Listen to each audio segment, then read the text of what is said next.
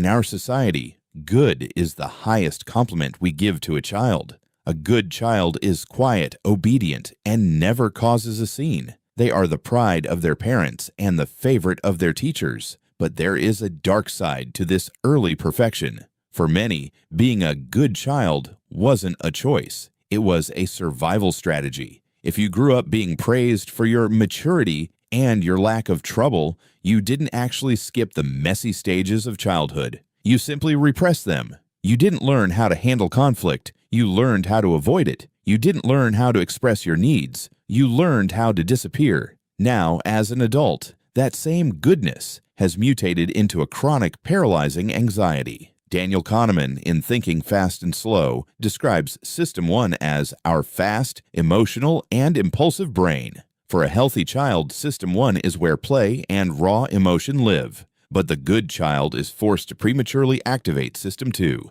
the slow, effortful, and calculating part of the brain, to monitor every impulse. You lived in a state of constant cognitive strain. You were perpetually calculating, is this okay to say? Will this make them upset? Am I being too much?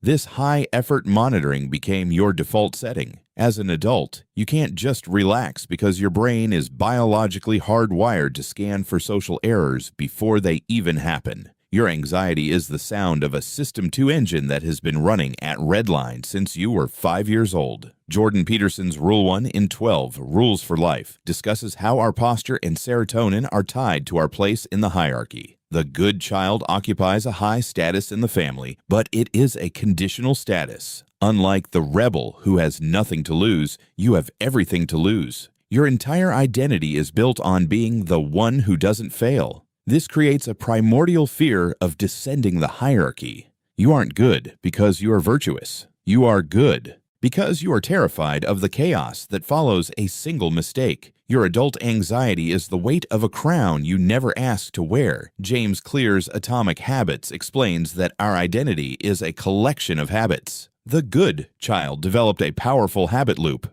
1. Someone else's tension. 2. A need for safety. 3. Suppressing your own feelings to keep the peace. 4. The relief of avoiding a conflict. Over thousands of repetitions, this became your identity. I am the one who makes things easy for others. As an adult, you feel anxious when you have a boundary because your brain perceives saying no as a threat to your very identity. You are addicted to the reward of not being a problem, even when it's destroying you from the inside. Anthony Robbins, in Awaken the Giant Within, reminds us that our past experiences are not our identity unless we allow them to be. Healing the good child begins by embracing the parts of you that are bad, loud, and troublesome. You need to realize that your value is not tied to your utility or your compliance. You are allowed to take up space. You are allowed to be a problem.